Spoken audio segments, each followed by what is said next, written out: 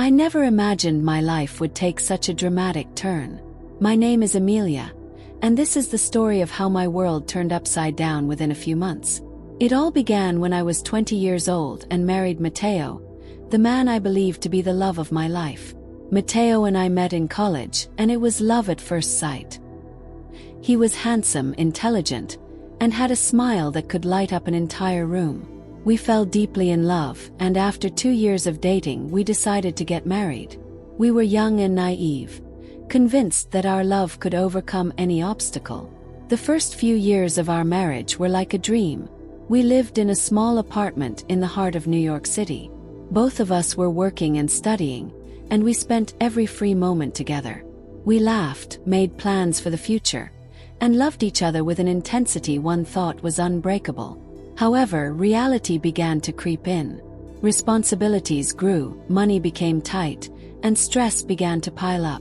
Mateo landed a job at an advertising agency that demanded long hours, while I was finishing my nursing studies and working part-time at a clinic.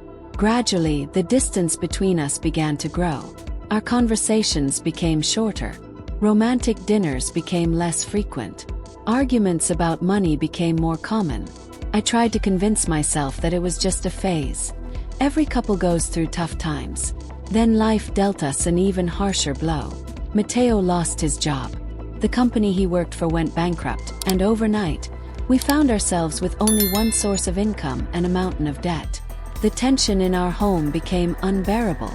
Mateo fell into a deep depression, spending entire days on the couch, watching TV and drinking beer. I tried to cheer him up, helped him search for jobs, but nothing seemed to work. I felt increasingly alone and frustrated. It was then that Mateo mentioned his father, James. He had never talked much about him before. I knew they didn't have a good relationship and hadn't seen each other in years. But in our desperation, Mateo suggested asking his father for financial help. I remember the day James arrived at our door as if it were yesterday. He was a tall man in his 50s, with gray hair and eyes strikingly similar to Mateo's. His presence filled our small living room, and I could feel the tension in the air as father and son faced each other after so many years. James agreed to help us financially, but on one condition. He wanted to stay with us for a while to oversee how we spent the money. Mateo was furious, but we had no other choice, and suddenly, our small apartment became home to 3. James' arrival coincided with a stroke of luck for Mateo. He landed a new job at an advertising agency in a nearby city, Washington, D.C. The job required him to travel frequently, sometimes for days on end. On one hand, I was happy for him, as he seemed to be regaining his confidence. On the other hand, I felt even more alone and abandoned. During Mateo's long absences, I began to get to know James better. Initially, our relationship was tense and formal, but gradually we started talking more. James turned out to be a good listener and surprisingly offered valuable advice. I found myself sharing my concerns with him, about my marriage, my unfulfilled dreams, and my fears for the future. One evening, while we were having dinner together, Mateo was away as usual. James looked into my eyes and said, "Amelia, you are an extraordinary woman. You deserve to be happy." Those simple words touched something deep within me. For the first time in a long while, I felt truly appreciated. As days passed, my relationship with James grew even closer. I started noticing things about him that I had previously overlooked. His sense of humor, his intelligence, the way his eyes lit up when he spoke about something he was passionate about. I found myself longing for the moments we spent together. Meanwhile, my relationship with Mateo deteriorated even further. When he was home, we barely talked. He spent most of his time working on his computer or hanging out with his new colleagues. I tried to talk to him several times about our problems, but he always found an excuse to avoid the conversation. Then, during one of Mateo's trips, everything changed. I received a call from an unknown number. It was a woman, her voice trembling as she asked if I was Mateo's wife. My heart sank. I knew what was coming before she even said it. Through tears, she revealed, "I was having an affair with Mateo for the past 6 months," the woman said. She told me that he had promised to leave me and that our marriage was over. Every word she spoke felt like a knife to my heart. I hung up the phone and collapsed onto the kitchen floor, sobbing uncontrollably. It was James who found me like that. Without saying a word, he wrapped his arms around me, holding me as I cried. In that moment, I felt a connection with him that I had never experienced before. The following days were a whirlwind of emotions. When Mateo returned, I confronted him. At first, he denied everything, but when I showed him the evidence the other woman had sent me, he finally confessed.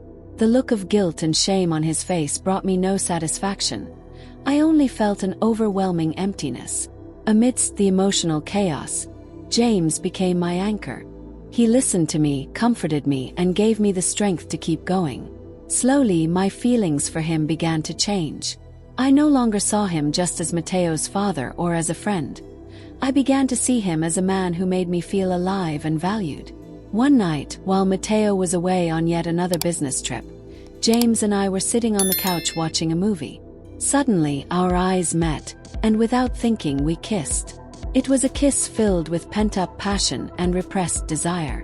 When we pulled away, we were both breathless and stunned by what had just happened. "This is wrong," I whispered, even though every fiber of my being screamed the opposite. "I know," James replied, "but I've never felt so alive." From that moment on, our relationship transformed into a passionate affair. We met in secret, stealing moments of intimacy whenever Mateo was away. I knew what we were doing was wrong, but I couldn't help myself. James made me feel wanted, appreciated, and loved in a way that Mateo hadn't for years. The guilt gnawed at me every time I saw Mateo. I felt as if I was wearing a sign on my forehead that screamed, "Infidel." Yet, at the same time, I couldn't deny my feelings for James. It was as if I had rediscovered a part of myself that had been dormant for years. Things became even more complicated when Mateo, seemingly remorseful for his infidelity, started trying to reconcile with me. He brought me flowers, took me out to dinner, and even suggested we try couples therapy. But each gesture only made me feel more guilty and confused. One night, after an especially tense dinner with Mateo, I escaped to a nearby hotel where James and I met. As we lay in bed, wrapped in each other's arms, I confessed all my fears and doubts to him. "I don't know what to do," I said through tears. "I love Mateo, or at least I loved the man he used to be. But what I feel for you is something I've never experienced before." James looked into my eyes and said, "Amelia, I love you. And if you decide to stay with Mateo, I'll understand. But I want you to know that I'm willing to give up everything for you, even if it means facing my own son." His words struck a deep chord within me. For the first time in a long while, I felt like someone was putting me first, someone was willing to fight for me. The next few days were a whirlwind of emotions and difficult decisions. Mateo continued his attempts to reconcile, but every time I looked at him, all I could think about was his betrayal and my own feelings for James. The tension at home was palpable, and I knew that sooner or later, everything would come to a head. And so it did. One night, Mateo returned home earlier than expected from a trip and caught me talking to James on the phone. I'm not sure what exactly he sensed, but it was enough to send him into a rage. He started yelling at me, accusing me of being a traitor, and began throwing things around the room. James, who was downstairs, heard the commotion and rushed up. The two of them clashed violently, shouting, hurling insults, and throwing accusations at each other.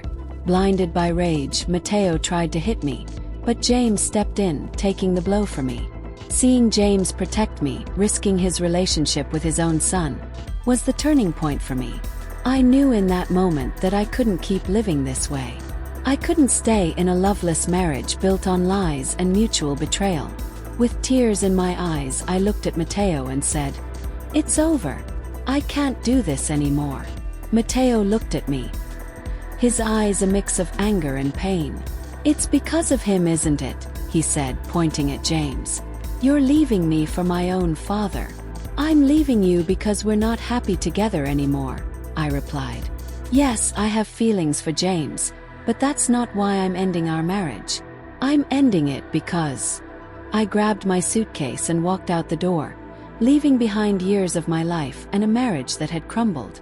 James caught up to me, and we got into his car, driving aimlessly for hours as we processed everything that had happened. Eventually, we stopped at a small motel on the outskirts of Washington.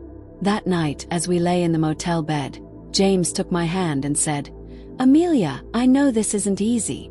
I know there's a lot of pain and confusion, but I want you to know that I'm here for you. No matter what happens, if you want to try this with me, I'm willing to give it my all. But if you need time and space, I'll understand." His words resonated deeply with me. For the first time, I felt truly seen, valued, and respected as a person, not just as a wife or a lover. "James," I said, "I don't know what the future holds, but I know I want to find out." The months that followed were not easy. I had to face the judgment of friends and family who didn't understand my decision. Mateo, hurt and angry, did everything he could to make things difficult for us during the divorce process.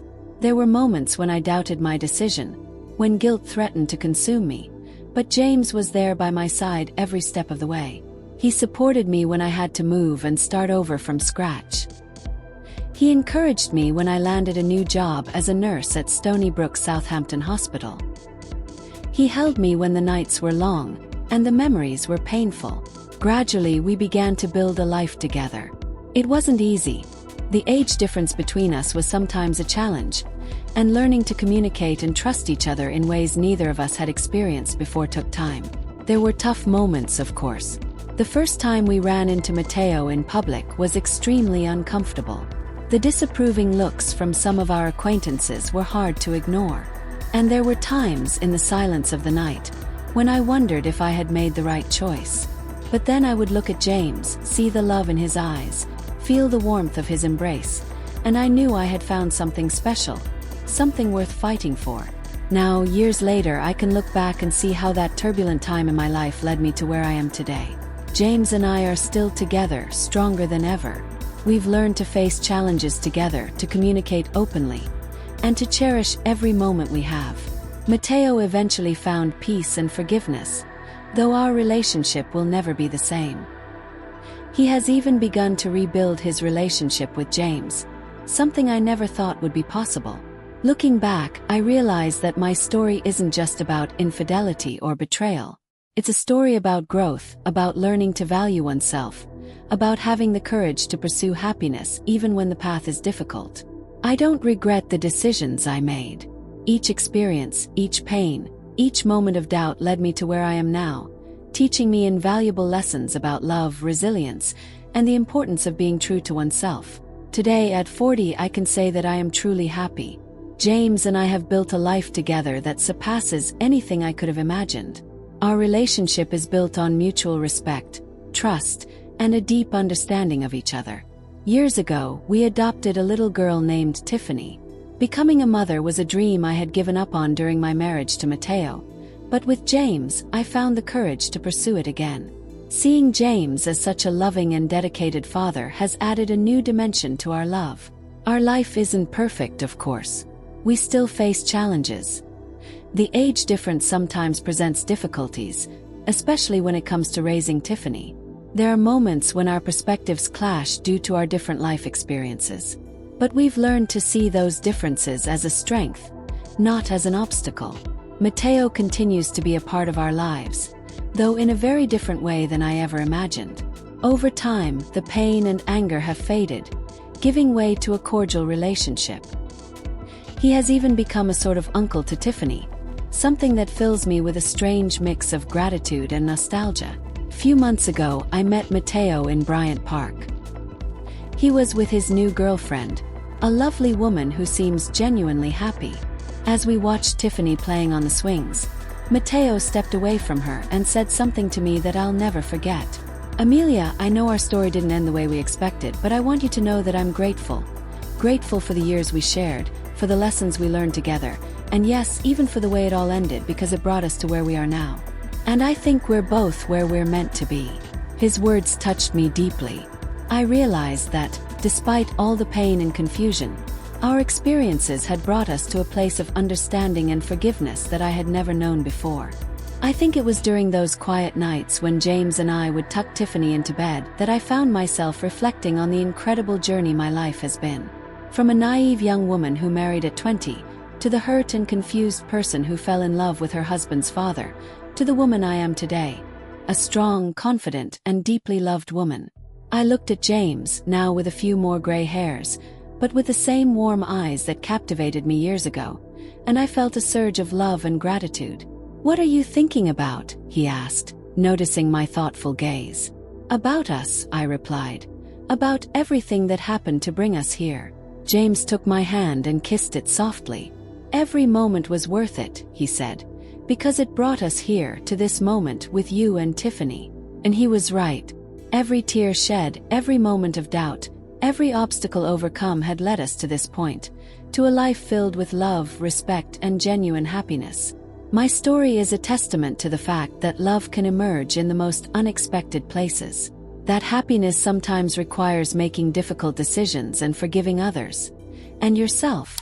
It's a journey toward true freedom.